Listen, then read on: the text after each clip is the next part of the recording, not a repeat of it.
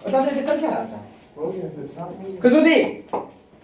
मेरे पास एक प्रश्न है, वह प्रश्न है सिद्ध करें कि 5 माइनस 2√3 एक अपरिमेय संख्या है, इसे सिद्ध कीजिए। क्या है मेरे पास प्रश्न? सिद्ध करें कि 5 माइनस 2√3 एक अपरिमेय संख्या है, एक अपरिमेय संख्या है। चलिए हम इसे सिद्ध करते हैं। हम मान लेते हैं, हम मानते हैं, माना कि 5 माइनस 2√3 एक परिमेय संख्या है, एक परिमेय संख्या है। जब ये परिमेय संख्या हो गया तब हम इसको P बटा Q के रूप में तो लिख सकते हैं ना, तो लिखते हैं 5 माइनस 2√3 बराबर P बटा Q, जहां P एंड Q एक सह आभाज्य संख्या है या पूर्णांक है? चलो पूर्णांक लेते हैं। P और Q एक पूर्णांक है। चलिए ये प्लस में चल जाएगा तो माइनस में माइनस 2√3 बराबर P बटा Q और माइनस में 5। 2√3 बराबर 5 माइनस P बटा Q। 2√3 बराबर में 5Q माइनस में P बटा Q। √3 बराबर में 5Q माइनस P बटा 2Q। आप इसमें देख पा रहे हैं, समझिएगा, यदि समझ में नहीं आया तो हम इसे P बटा Q के रूप में लिख सकते हैं। ये प्लस में था, इधर चले गया तो माइनस में हो गया। अब ये यहाँ माइनस था, माइनस को इधर ले आए, यानी माइनस वाला प्लस हो गया, प्लस वाला क्या हो गया? माइनस हो गया। हम भिन्न का घटा कर दिए, 5Q माइनस P बटा Q। ये 2 मल्टीप्लाई में था, इधर चले गया डिवाइड में। आप देखिए इधर आप √3 को क्या देख रहे हैं? अपरिमेय संख्या। और हम P और Q को क्या माने थे? पूर्णांक, यानी परिमेय संख्या या पूर्णांक ना। तो ये बराबर, यदि हम बोल रहे हैं हम आपके बराबर हैं, तो आपके बराबर किस तरह बराबर है?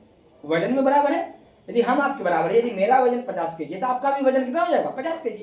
यदि ये अपरिमेय है तो ये भी अपरिमेय, यदि ये पूर्णांक है तो ये भी पूर्णांक। तो हम तो गलत साबित हो गए ना। हम जानते हैं ना कि √3 क्या है? अपरिमेय संख्या है। √3 क्या है?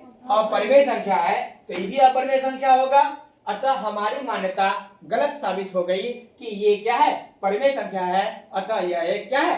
अपरिमेय संख्या है। समझ में आया? जैसे चूंकि हम जानते हैं कि √3 एक अपरिमेय संख्या है, एक अपरिमेय संख्या है। लेकिन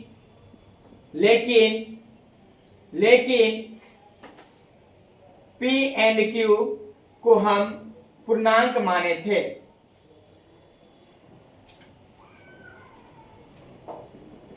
ये हमारी गलत मान्यता के कारण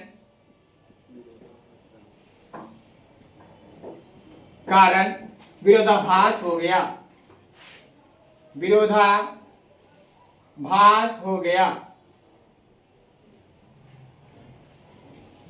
अतः 5 माइनस 2√3 एक अपरिमेय संख्या है, एक अपरिमेय संख्या है। खत्म। सबसे एकदम छोटा समझ में बात आया कि 5 माइनस 2√3 एक परिमेय संख्या है। 5 माइनस 2√3 को हम P बटा Q के रूप में लिख सकते हैं। ये प्लस सामने चल गया माइनस में, ये गुना तो चल गया भाग में। हम जानते हैं कि √3 एक अपरिमेय संख्या है, लेकिन P और Q को हम पूर्णांक माने थे। ये हमारी गलत मानने के कारण विरोधाभास हो गया। अतः 5 माइनस 2√3 ये क्या है? अपरिमेय संख्या। इसमें कोई बड़ा बात है? इसको 2-3 बार बना लीजिएगा, ये 2 नंबर में आएगा ही आएगा, फिक्स है तो आएगा। ऐसे मत करो, आंख फूक देंगे।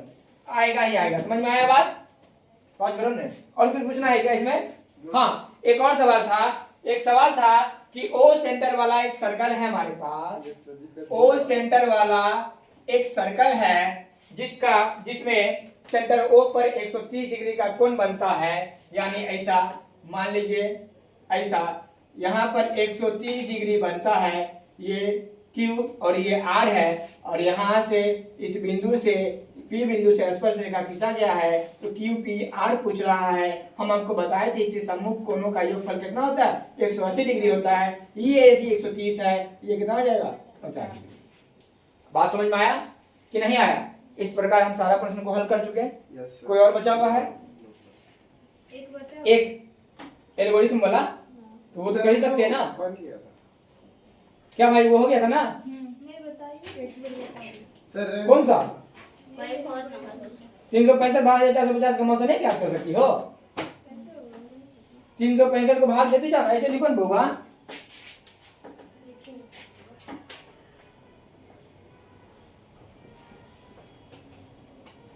चलो 360 से भाग देंगे इसमें 12,450 में।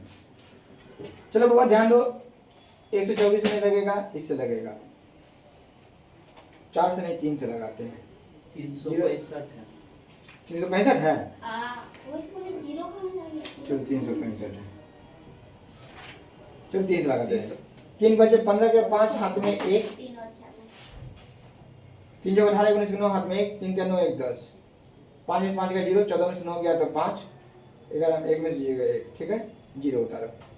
4 से लगाओ, 4 5 20 के 0 हाथ में 2, 4 से 24 26 के 6 हाथ में, 4 5 20 हाथ में 4 से 24 26 हाथ में 2, 4 या 12 2 14, कितना हो गया? 40। यानी आपने 12,450 में 365 से भाग दिया तो भागफल 34 आया और शेषफल कितना आ गया? 40। फिर आप क्या कीजिएगा? 365 में भाग लगाइएगा बउआ। 365 में भाग लगेगा किससे? 40 से। किससे भाग लगाइएगा? 40 से। 40 9 36 होता है 5। तो आप यदि 365 में 40 से भाग लगा रहे हैं, 9 मरते में आ रहा है 5 शेष बचा। फिर आप 5 से भाग लगा रहे हैं 40 में, 5 से भाग लगाइएगा 40 में, 5 × 40 प्लस 0।